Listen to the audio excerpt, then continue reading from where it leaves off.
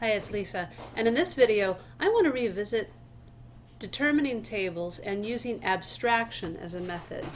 Again, that's using abstraction as a method. So here's that Safeway receipt, and one of the first exercises we ever did is we looked at the Safeway receipt and I had you jot down the first 5 tables that occurred to you. And what a lot of people did is this. They came up with the frozen table, a produce table, a bakery table, etc. And this is understandable because when we look at the Safeway receipt, we see those headings, and those jump out at us as possible tables.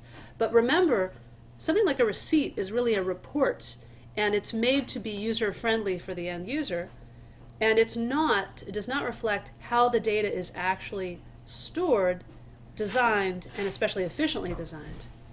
So when you come up with your categories or your entities or your tables, one thing you may want to try is some abstraction to make sure that you're correctly identifying the entities and you're not getting too specific.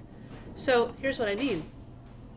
For Safeway, if you identified frozen, produce, and bakery, and you took all 3 of those categories and you abstracted up a level, you could say, well, hey, frozen, produce, and bakery items, they're really all items. And so what you could instead do is put them all together in one items table, which is more efficient. Now, why would you do that? Partly because you notice that you really have the same fields. For the frozen table, you have an ID, a name, price, unit. You'd have other things, but I won't put the exhaustive list. But similarly, produce, you have ID, name, price, unit. For bakery, you have ID, name, price, unit. When you see tables that have the same fields over and over again, the same repeating groups of fields, that usually tells you might want to abstract up a level. All right, so that was the Safeway receipt. Now I want to take a look at the Powerful Schools example. So you've turned in your assignment, and some of you did this. Some of you took a look at that schedule and you saw the Monday heading and the Wednesday heading, and you said, oh, well, I guess we need a Monday table and we need a Wednesday table. But what you should notice is that your fields were really the same between those 2 tables. So you had an ID, for most of you, you had a class name, class limit, tuition. But for the Wednesday table, you had the same thing, ID, class name, class limit, tuition. I didn't put all the fields in.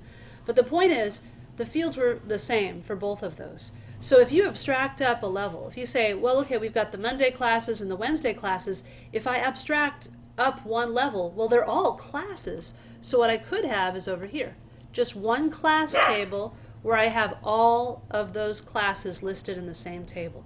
So take another look at your Project 1 assignment and think about how you might use abstraction to identify the entities in a more efficient way.